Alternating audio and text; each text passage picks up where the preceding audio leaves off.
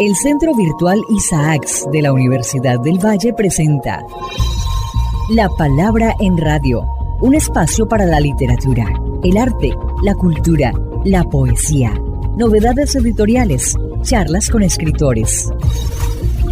La Palabra en Radio, domingos 10 de la mañana por Univalle Estéreo. Dirige y presenta Darío Henao Restrepo. La Palabra en Radio.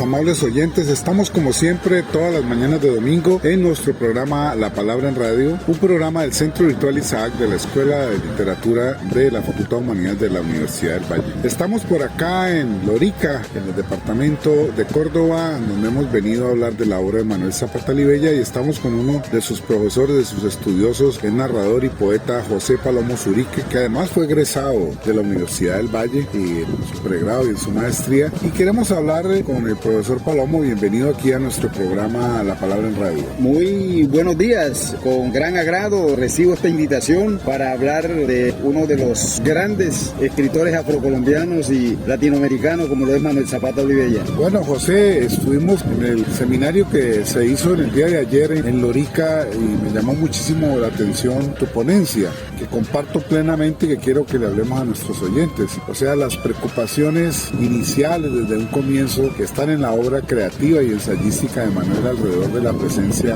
afro en nuestra cultura, y particularmente pues en la cultura de esta región del Caribe colombiano, para que hablemos un poco de esto. Claro, con el mayor gusto, Darío. Sin lugar a dudas, la obra ficcional de Manuel, que empieza a conocerse con la publicación de Tierra Mojada, por allá en el año 1947, desde ya Manuel dejaba ver sus inquietudes desde el punto de vista étnico, desde el punto de vista cultural, en el sentido en que mostraba esa condición de hombre mulato también en el lenguaje, y eso se ve en su obra literaria, como ya dije, Tierra Mojada, que muchos consideran que todavía Manuel allí no focaliza la problemática afrocaribe. Considero que sí la focaliza, y precisamente mi ponencia centró la atención en esas huellas de africanía que ya se encuentran en Tierra Mojada. Sí, y me llamó la atención el trabajo tuyo alrededor de algunas palabras. Empecemos por el personaje central, además del protagonista de Gregorio, que es el Currao, que es un personaje incluso de dimensiones míticas y de origen negro, es un negro, para que hablemos de eso, de su nombre y de los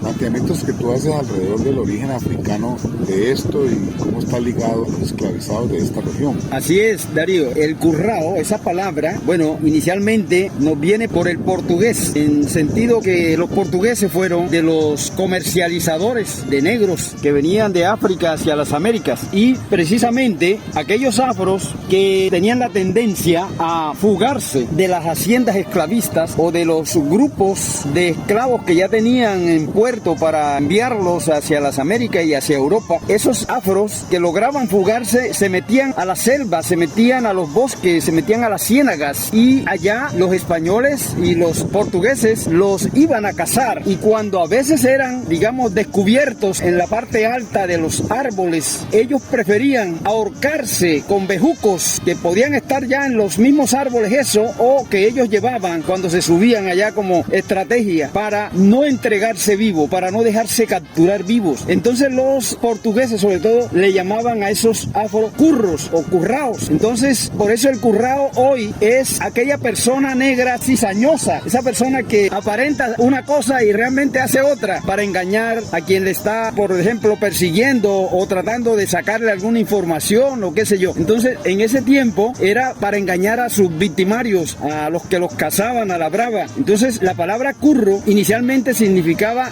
eso, pero además eso está ligado también a una fuerza mítica de origen bantú. Había un dios menor encargado de cuidar las casas, de cuidar los bosques, de cuidar las cosechas de los campesinos, y esa fuerza mítica era Agayú. En el panteón bantú se llama Agayú, y Agayú lo único que pedía a condición era que cuando llegaba a una casa le recibieran con comida, le brindaran buena comida, lo trataran bien. Esa era, digamos, la contraprestación que él pedía. O cuando llegaba y había fiesta, también le brindaran y lo invitaran a la fiesta. Cuando eso no lo hacían, se dice que Agayú venía y dañaba la comida para que los que estaban ahí fiestando por mezquinos, porque no le brindaban a él, no se pudieran comer el banquete que tenía, porque no lo invitaban a él. Bueno, eso dentro de los investigadores como Fernando Ortiz y otros de origen cubano, encontré esa información que es la que yo retomo, y también de un argentino, Oderigo, un investigador argentino. Me apoyo en ellos para sustentar lo que dije en la ponencia que presenté en el Encuentro Nacional de Escritores en Lorica.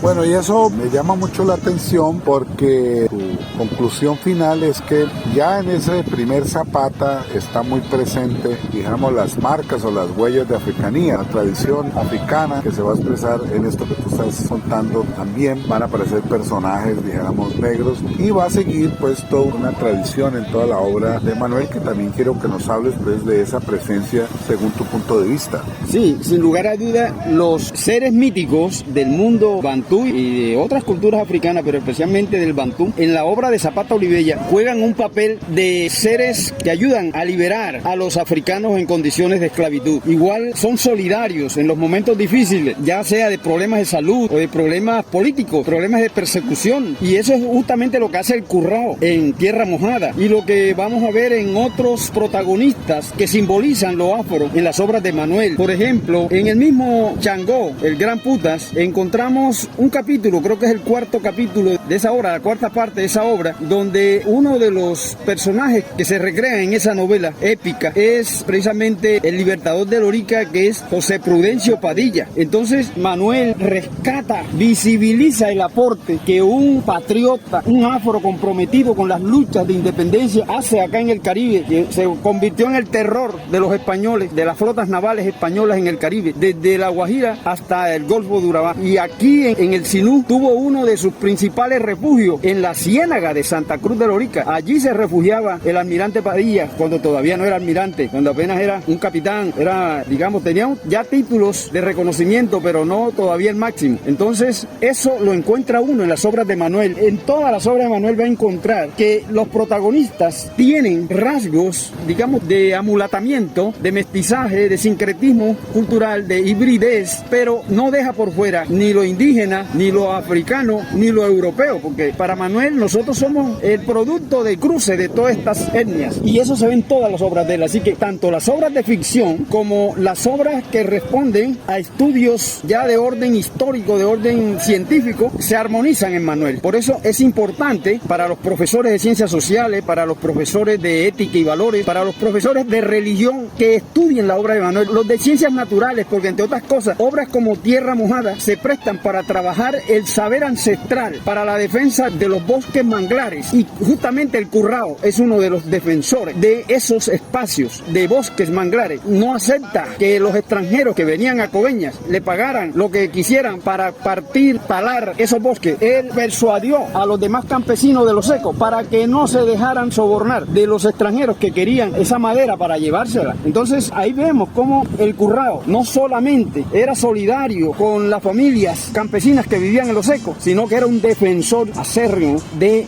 ecosistema de bosque. Para los profesores de ciencias naturales, esa obra es vital para que los saberes ancestrales de origen afro, encarnados en el Currao, también se enseñen a las nuevas generaciones. Bueno, sí, hemos venido aquí, esta es como la quinta o sexta vez que vengo en el proyecto de Manuel Zapata Olivella, que iniciamos en el 2017 para el centenario en el 2020, y nos propusimos rescatar la obra de Manuel. Yo creo que ya culminamos la tarea con los volúmenes dedicados a recoger toda su ensayística. fantástica, son 3 volúmenes, un boxeador de la vida, casi 2.500 páginas, con el cual dijéramos se recoge el grueso del pensamiento de Manuel desde su temprana juventud hasta cuando muere en el 2004. Y mi pregunta es, a ti como profesor de la universidad y que has estado en el bachillerato y que has trasegado tanto con la enseñanza de la literatura, además eres poeta y eres un narrador, ¿qué ideas crees que se deben alentar para promover, dijéramos, el conocimiento a fondo de la obra de Manuel por los nuevos lectores que no lo conocen, pero estaba mal publicado, por los estudiantes que apenas llegan? Es decir, ¿cómo encararías tú esta enorme tarea que se nos viene una vez ya tenemos publicada toda la obra de Manuel? Bueno, en el caso del Caribe colombiano, incluso en gran parte del Pacífico colombiano, considero que están dadas las condiciones para que la obra de Manuel sea uno de los principales insumos que sirva para implementar la cátedra de educación afrocolombiana. Esta cátedra no se ha implementado en gran medida porque no hay recurso bibliográfico a la mano, sobre todo en instituciones donde la internet no llega, que es el caso de Córdoba y de municipios como Lorica, que es la zona rural de Lorica, donde todavía vive la mayor parte de los loriqueros, entonces no tiene acceso a la internet. Entonces, obras como la que el proyecto de la Universidad del Valle que tú coordinas les va a abrir puertas. Necesitamos de alguna manera que los entes territoriales hagan inversión masiva y ojalá que este gobierno, el gobierno del doctor Petro, cumpla con algo que le prometió al pueblo colombiano, como es la de llevar la internet a los lugares más apartados de Colombia. Entonces, ese proyecto de la masificación del uso de la internet de verdad llegue a los rincones más apartados del país. Eso también es vital para que el recurso que hoy la Universidad del Valle le brinda a Colombia y al mundo para usarlo por lo pronto por la vía virtual, de verdad sea un recurso que podamos utilizar. Igualmente, soy partidario que a los profesores de ciencias sociales y de las demás áreas hay que brindarles una actualización pedagógica a nivel de diplomados, a nivel de seminarios, para actualizarlos en términos pedagógicos y didácticos de cómo utilizar ese recurso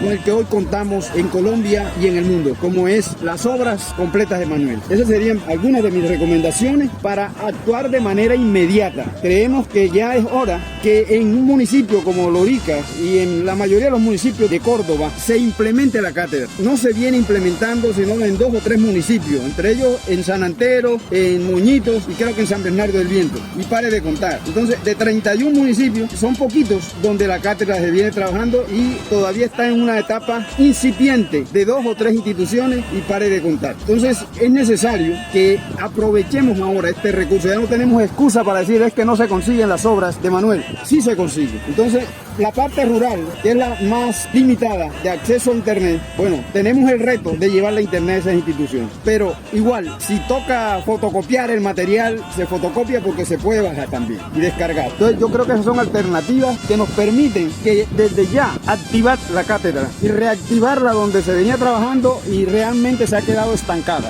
Y el principal argumento es que no hay recursos bibliográficos donde se consulten las temáticas que se deben enseñar. Entonces ahora tenemos una fuente bien valiosa, porque Manuel, si algo tiene la obra de Manuel, es que es multifacética. La obra de Manuel se presta para trabajar los saberes ancestrales, por ejemplo, en agricultura, en medio ambiente, en filosofía, en sociales, en la parte religiosa, en de creencia. En fin, nos da unas oportunidades, unas líneas de sentido para trabajarla desde las distintas áreas, para montar proyectos interdisciplinarios y transdisciplinarios. Entonces, no tenemos, repito, ya excusa para decir que no podemos implementar la cátedra. Sí lo podemos hacer con recursos como el que hoy la Universidad del Valle le ofrece a Colombia y al mundo entero.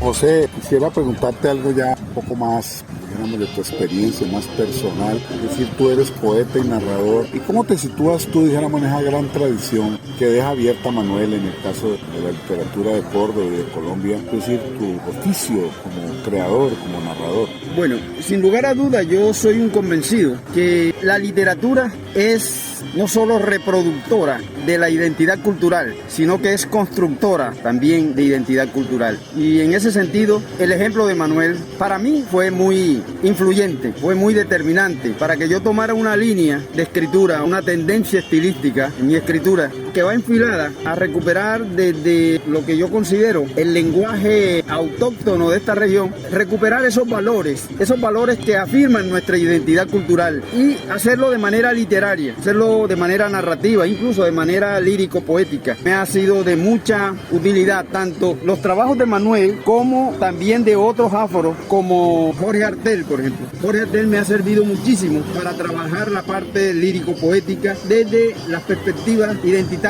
étnicas, de visibilizar esos valores de la cultura afro en el Caribe colombiano. Entonces, universalizarlos a través de la poesía y a través de la narrativa. Ese ha sido uno de mis propósitos y por eso he publicado libros como Huellas de Agua, como La Noche del Naufragio, el uno poético-lírico, el otro narrativo, y lo que buscan es mostrar esos sistemas de creencia, cómo se mezclan en el ser sinuano, en el ser cordobés, en el ser caribeño. Entonces, esa es mi línea de trabajo y le debo mucho a Manuel, incluso también le debo a David Sánchez Juliao. Recoger el lenguaje popular, llevarlo a la literatura, no es fácil, pero bueno, además hay otros afrocaribeños como Alejo Carpentier, también la obra de Alejo me marcó mucho, la de Nicolás Guillén también me marcó mucho, y la de los colombianos que ya he mencionado me han marcado mucho, Manuel, David, Jorge Artel.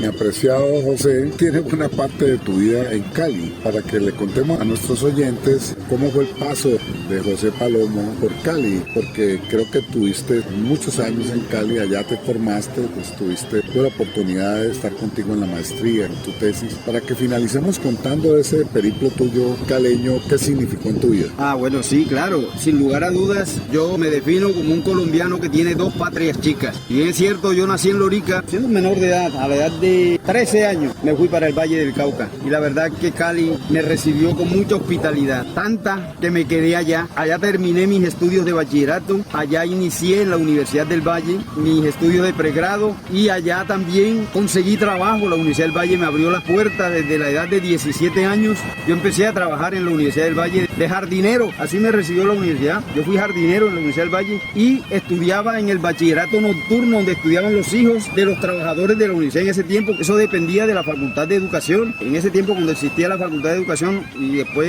el Instituto de Pedagogía. Bueno, ahí nos capacitaban y nos mandaban a validar, para que validáramos en un colegio. Íbamos a un colegio que queda frente al Estadio Panamericano, creo, si mal no estoy. Allá nos mandaban a validar por el IFES. Yo soy bachiller validante ante el IFES, a mucho honor, pero le debo mi formación, mi capacitación a los profesores de la Universidad del Valle, a los estudiantes practicantes de las licenciaturas, que eran nuestros profesores allá. Entonces ahí me formé yo. Y también la universidad me brindó esa oportunidad de ingresar a la carrera que yo quisiera si sacaba el puntaje mínimo, que en ese tiempo eran 60 puntos de 100. Bueno, yo saqué 72 y yo recuerdo que cuando me presenté a firmar mi matrícula, el muchacho de registro de admisiones creyó que era que yo me había equivocado y entonces me dijo que si él me podía cambiar formulario porque creyó que era que ese no era la carrera. Y yo, no señor, no hay ninguna equivocación. Esa fue la que yo escogí. Yo escogí literatura. De entrada yo quería ser literato, pero yo no pensaba ser profesor de literatura. Yo en ese tiempo, yo era un pelado de 20 años, ya cuando yo terminé mi bachillerato, 19. Entonces yo quería ser, era como García Márquez, un escritor así. Yo no estaba pensando en ser profesor, pero me enamoré tanto de la carrera, me encontré con unos profes que me hicieron que me enamorara de la carrera de docente, que por eso entonces hoy día soy docente y soy escritor, soy las dos cosas. Bueno,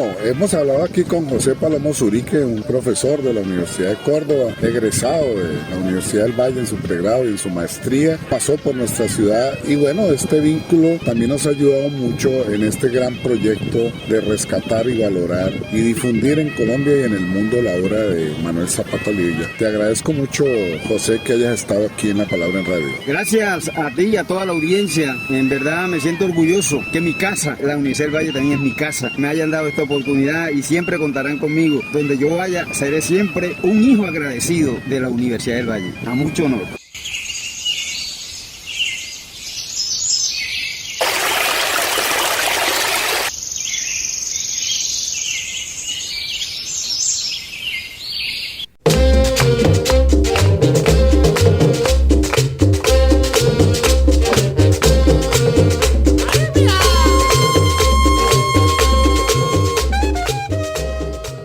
Bienvenidos a este espacio sonoro Música Negra. Hoy nuestro invitado musical es Pedro Arturo Torres, conocido como Pello Torres. Nació en 1924 en Barrancanueva del Rey, en el corregimiento de Calamar Bolívar. Desde 1960, Pello Torres se estableció en Sincelejo y allí fundó la agrupación Los Diablos del Ritmo. Y a raíz de la fama que adquirió, se ganó un sitial de honor no solo en la costa caribe, sino en el resto del país, al lado de figuras legendarias como Pacho Galán, Manuel Lamadrid, Lucho Bermúdez, Nelson García, Victoriano Marchena, entre otros.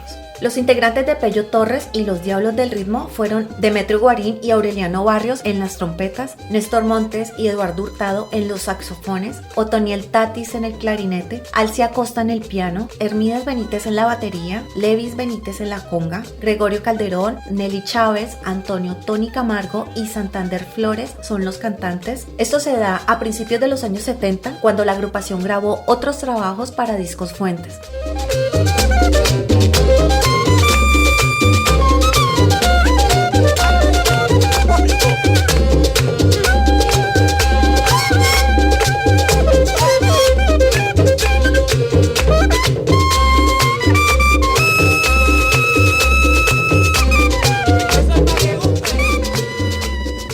La orquesta es en formato banda y tiene una influencia con las bandas de viento tipo pelayeras de Colombia. Esto hace referencia al municipio de San Pelayo. Pello Torres es una de las figuras más representativas del porro interpretado para el formato de orquesta. Están escuchando la canción La Veterana de Pello Torres y sus Diablos del Ritmo.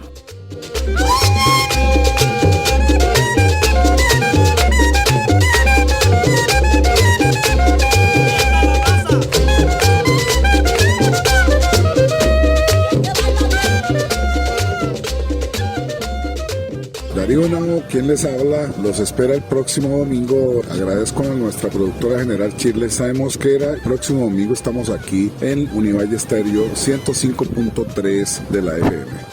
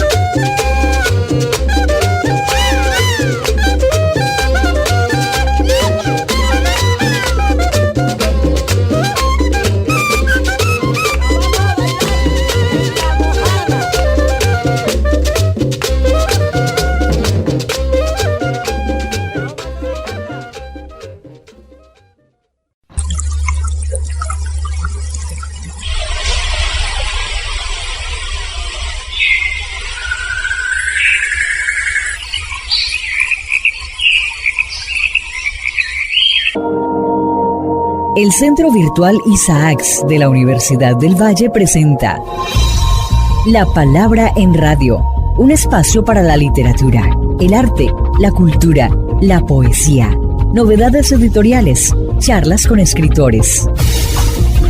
La Palabra en Radio, domingos 10 de la mañana por Univalle Estéreo. Dirige y presenta Darío Henao Restrepo. La Palabra en Radio.